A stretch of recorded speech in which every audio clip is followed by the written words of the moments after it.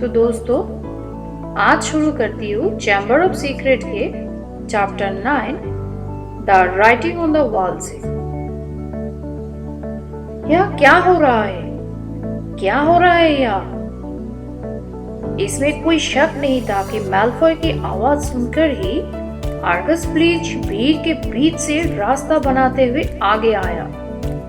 फिर जब उसने मिसेस नार्गिश को देखा तो वो पीछे हट गया। उसने दहशत के मारे अपने हाथ में अपना चेहरा ढक लिया। मेरी बिल्ली, मिसेस नार्गिश को क्या हुआ? वो चीखा और उसकी बाहर निकलती आंखें हेरी पर पड़ी। ओ तो तुम, वो चीखा, तुमने मेरी बिल्ली को मार डाला। तुमने उसे मार डाला।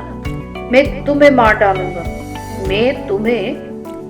आर्गस, डंबलडोर वहां पर आ चुके थे। उनके पीछे कुछ ही और टीचर्स भी थे।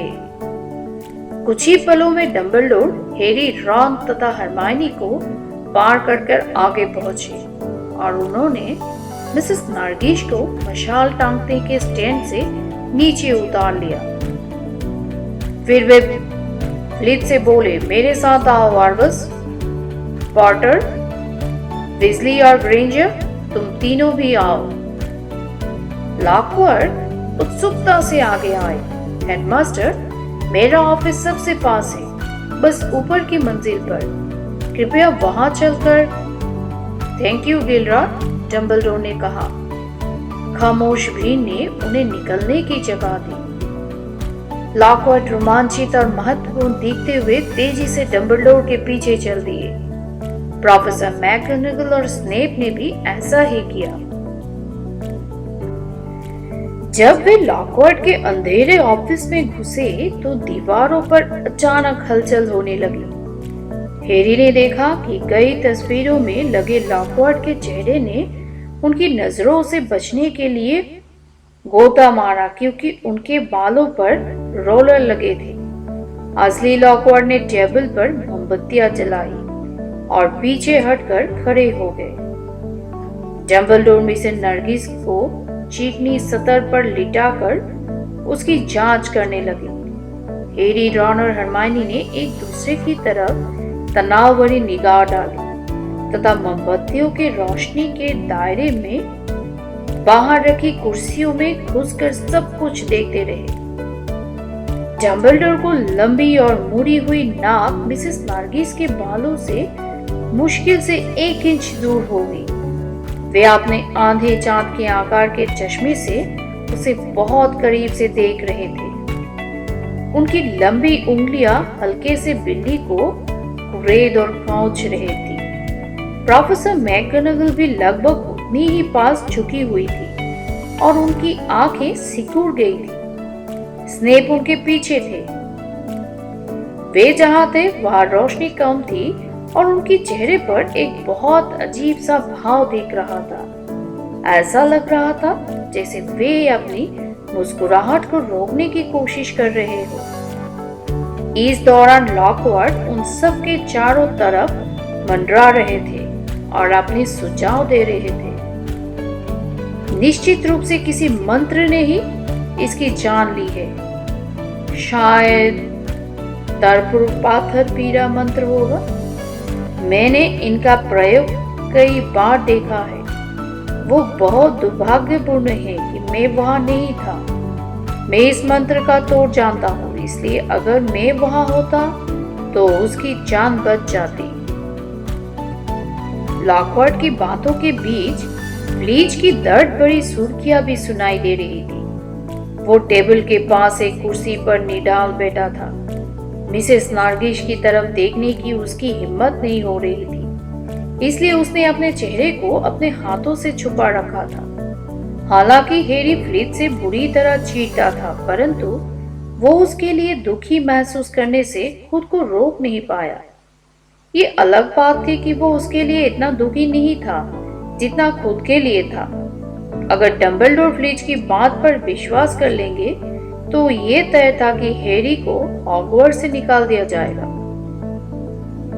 डंबलडोर अब धीरे धीरे कुछ अजीब से शब्द बुदबुदा रहे थे।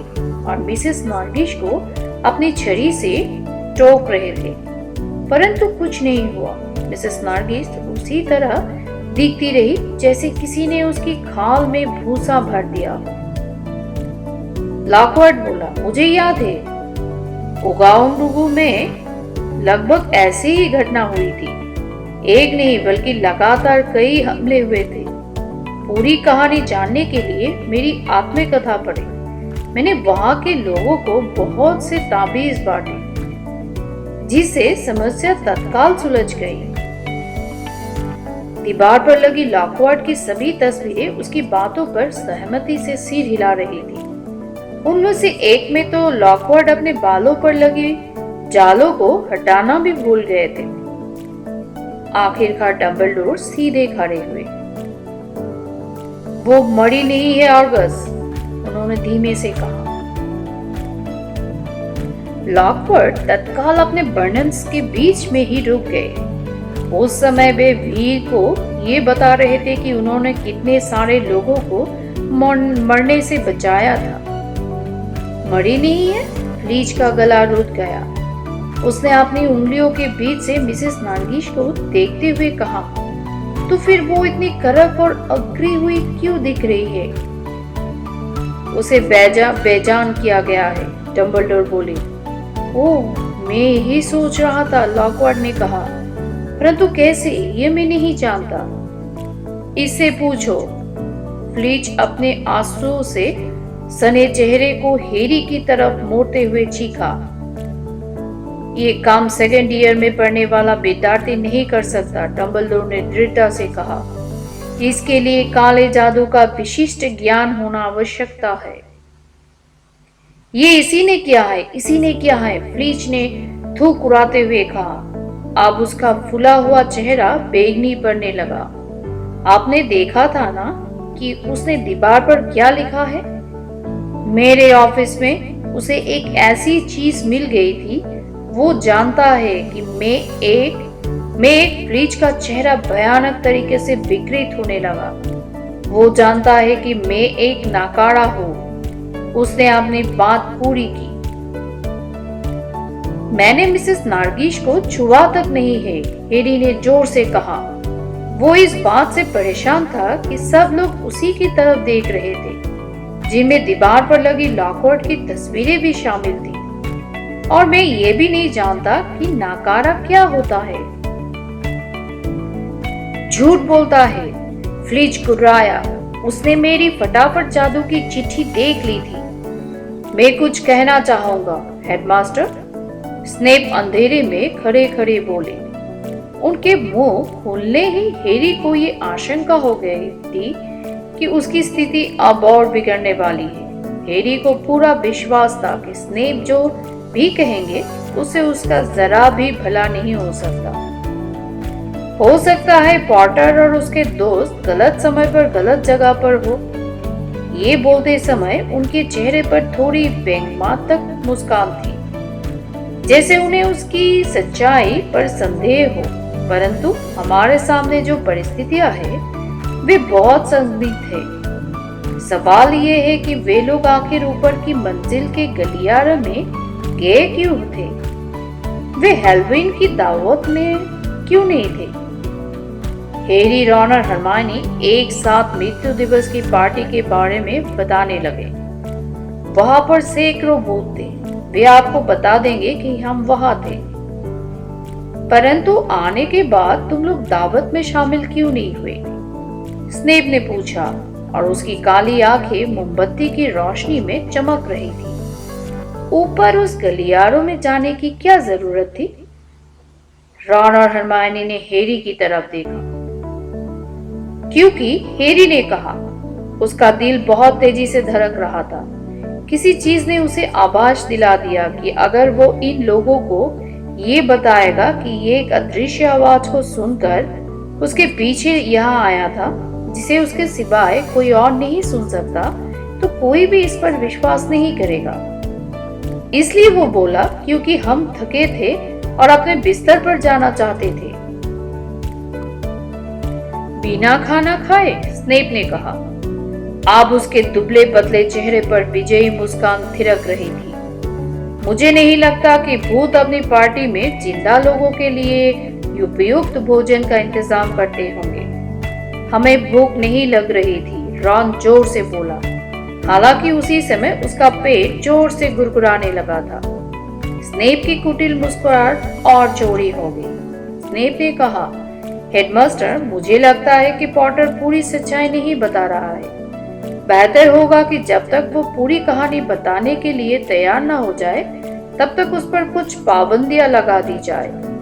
मैं व्यक्तिगत रूप से महसूस करता हूँ कि जब तक ये सच ना बता दे, तब तक उसे गुरुद्वार की क्विडिच टीम से बाहर कर दिया जाए। ये क्या कह रहे हो सीरियस? प्रोफेसर मैगनगल तीखे स्वर से बोली। इस लड़के को क्विडिच खेलने से रोकने का कोई कारण मुझे दिखाई नहीं दे रहा है। इस बिल्ली के सिर पर जादुई झाड़ू से नहीं मारा गया है। इस बात का भी कोई सबूत नहीं है कि पॉटर ने कोई गलत काम किया है। डंबलडोर ने हैरी पर पैनी निगाह डाली। उनकी चमकती हल्की नीली निगाह से हैरी को लगा जैसे उसका एक्सरे हो रहा हो। फिर डंबलडोर ने दृढ़ता से कहा, सीवियरियस, जब तक अपराध साबित ना हो जाए, तब तक उसे निर्दोष मानना होगा। स्नेप आग बबूला देख रहा था और फ्लिच भी। मेरी बिल्ली को बेजान किया गया है, वो चीखा। उसकी आंखें बाहर निकल रही थी। मैं चाहता हूं कि पॉटर की इसकी कुछ ना कुछ सजा तो मिलना ही चाहिए। हम मिसेस नरगिश को होश में ले आएंगे, आर्गस, डंबलडोर ने धैर्यपूर्वक कहा। प्रोफेसर स्प्राउट ने हाल ही में कुछ मंत्र कवच उगाए हैं। जैसे ही वे बड़े हो जाएंगे, हम उनका काढ़ा तैयार करवा लेंगे, जिसे मिसेस नरगिश अच्छी हो जाएंगी। उस काढ़े को मैं बना दूंगा, लॉकवर्ड बीच में बोले। मैंने ये काम सैकड़ों बार किया है। मैं नींद में भी मंत्र कवच स्वार्थवर्धक काढ़ा बना सकता हूँ। माफ कीजिए, स्नेप ने बर्फीले लहजे में कहा।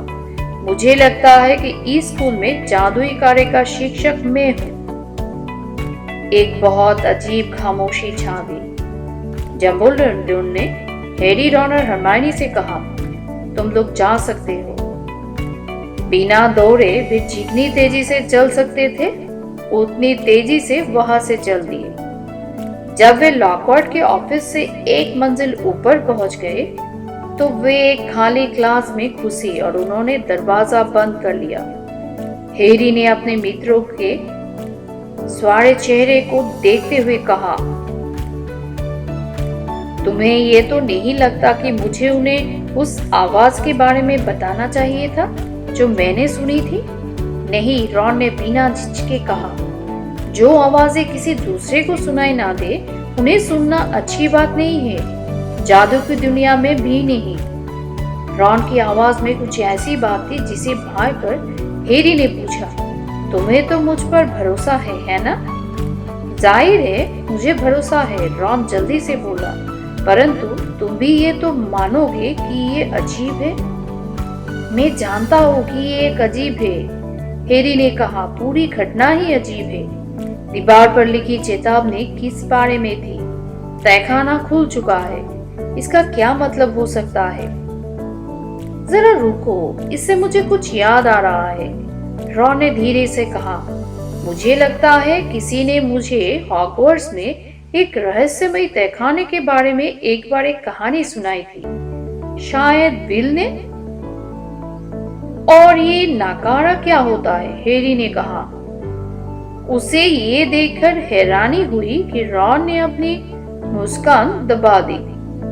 देखो, दरअसल ये कोई मजेदार चीज नहीं है, परंतु चूंकि ये फ्लीच का मामला है, वो बोला, नकारा वो होता है जो किसी जादूगर परिवार में पैदा हुआ हो, परंतु उसमें जादुई शक्ति ना हो। मगलू परिवार में पैदा होने वाले जादूगरों के विपरीत। बहरहाल नकारा बहुत कम होते हैं। अगर फ्लिच फटाफट जादू कोर्स में से जादू सीखने की कोशिश कर रहा था, तो मुझे लगता है कि वो नकारा होगा। इसे बहुत कुछ समझ में आ जाता है। जैसे ये हो कि वो विद्यार्थियों से इतनी नफरत क्यों करता है या वो इतनी दुखी क्यों रहता है। रॉन ने संतुष्टि के साथ मुस्कुराते हुए कहा। कहीं पर घड़ी ने घंटी बजाई। आधी रात हो गई, हैरी बोला। इससे पहले कि स्नेप यहाँ आए और हमें किसी और चीज में फंसाने की कोशिश करे, बेहतर होगा हम लोग अपने अपने बिस्तर पर पहुंच जाएं। कुछ दिनों तक पूरे स्कूल में मिसेस नॉर्विच पर हुए हमले को छोड़कर किसी दूसरे घटना के बारे में ज्यादा बातें नहीं हुई। फ्लीच भी इस बात को एक के दिमाग में ताजा रख रहा था। जहां उसकी बिल्ली पर हमला हुआ था, वो उसी जगह पर मंडराता रहता था। शायद उसे ये आशा थी कि हमलावर वह दोबारा आएगा। हैरी ने देखा कि फ्लीच दीवार पर लिखे संदेश को हर तरह के दागों का दुश्मन मिसेस स्क्विबर का जादुई लोशन से साफ कर रहा था, परंतु कोई फायदा नहीं हुआ। शब्द पत्थर की दीवार पर पहले की तरह ही चमकते रहे। जब फ्लीच मौका इबादत पर पहरेदारी नहीं कर रहा होता था, तो वो गलियारों में छुपकर लाल आंखों से निगरानी करता था। वो अचानक उछलकर विद्यार्थियों के सामने पहुंच जाता था और उन्हें जोर से सांस लेने तथा खुश दिखने जैसी बातों के लिए सजा देने की कोशिश करता था। जीनी वीजली मिसेस नॉर्विच के बेजान होने से पूरी तरह बिचली दिख रही थी।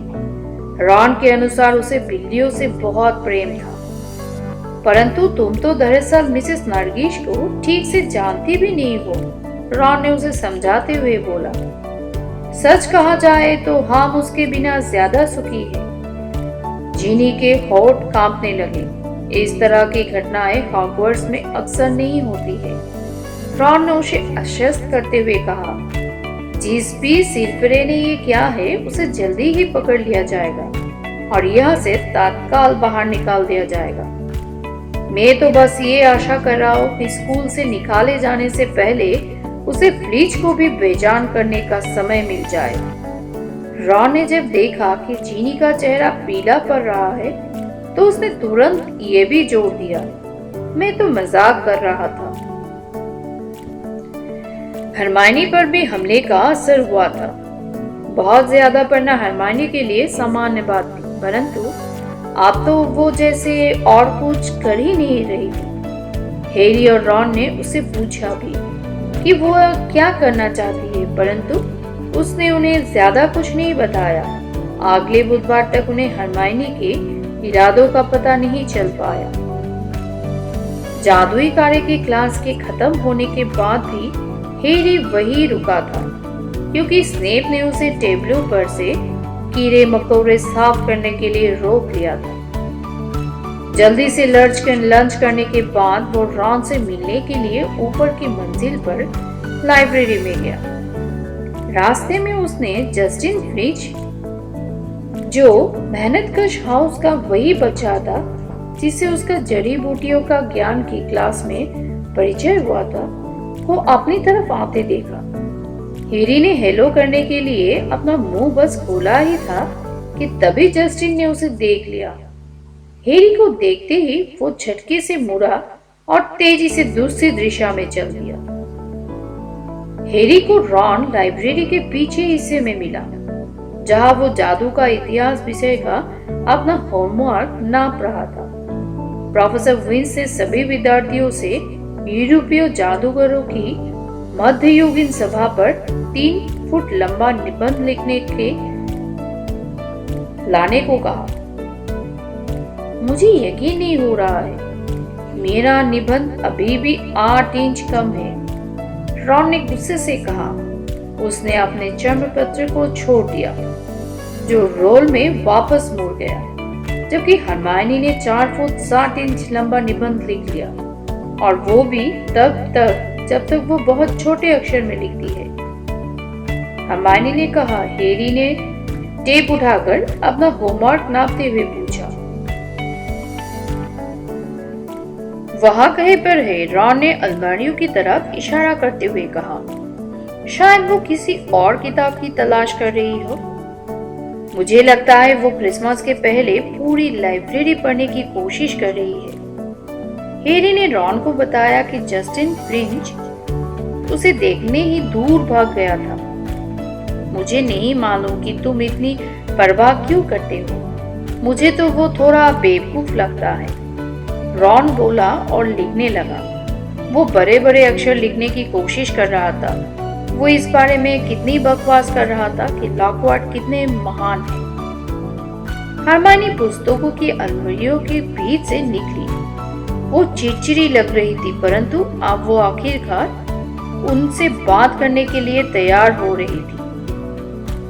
हॉगवर्ट्स एक इतिहास की सभी प्रतियां विद्यार्थियों ने लिख रही है। उसने हैरी और रॉन के पास बैठते हुए कहा, और 2 सप्ताह को वेटिंग लिस्ट है। काश मैंने अपनी किताब घर पर नहीं छोड़ी होती, परंतु मैं कर भी क्या सकती थी। लॉकवुड की इतनी सारी किताबों के साथ वो किताब संदूक में आ ही नहीं पा रही थी। तुम वो किताब क्यों पढ़ना चाहती हो? हैरी ने पूछा। उसी वजह से जिस वजह से हर विद्यार्थी से पढ़ना चाहते हैं, हरमाइनी बोली। रहस्यमय तहखानों की कहानी के बारे में जानने के लिए। वो क्या है? हैरी ने जल्दी से पूछा। यही तो दिक्कत है, मुझे याद नहीं है, हरमाइनी ने अपना होठ काटते हुए कहा, और मुझे वो कहानी कहीं और नहीं मिल रही है।